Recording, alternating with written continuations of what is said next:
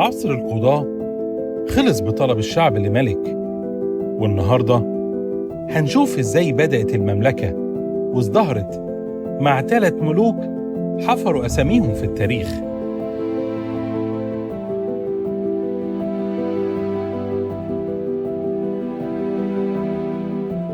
صموئيل النبي مسح شاول الملك كأول ملك لإسرائيل. شاول بدأ بداية قوية وكان بطل شجاع، لكنه غلط غلطة عمره لما سمح للذات والكبرياء إنهم يسيطروا عليه، وما سمعش كلام ربنا فخسر مملكته وربنا رفضه.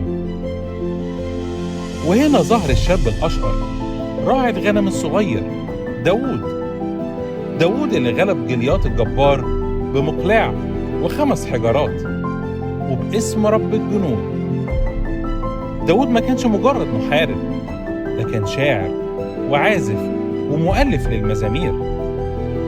رغم ان شاول طرده سنين في الجبال، لكن داود فضل امين، ولما بقى ملك خلى اورشليم هي العاصمة وبنى جيش قوي ووحد كل الاسباط. ربنا وعد داود وعد عظيم إن كرسيه هيثبت للأبد، وده كان إشارة للمسيح اللي هيجي من نسله. وبعد موت داود جه ابنه سليمان الحكيم.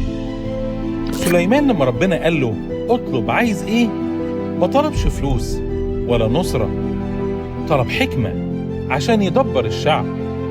فربنا اداه حكمة وغنى ملهوش مثيل، وفي عهده بنى الهيكل العظيم في اورشليم اللي قعد يبني فيه 7 سنين، واستخدم فيه أبهى أنواع الذهب وخشب الأرز. المملكة في وقت سليمان كانت في قمة السلام والرخاء، لدرجة إن ملوك الأرض كانوا بيجوا علشان يسمعوا حكمته.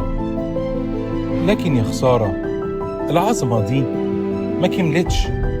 بعد موت سليمان المملكة القوية اتهزت وانقسمت نصين. ايه اللي حصل؟ ده موضوع حلقتنا الجاية.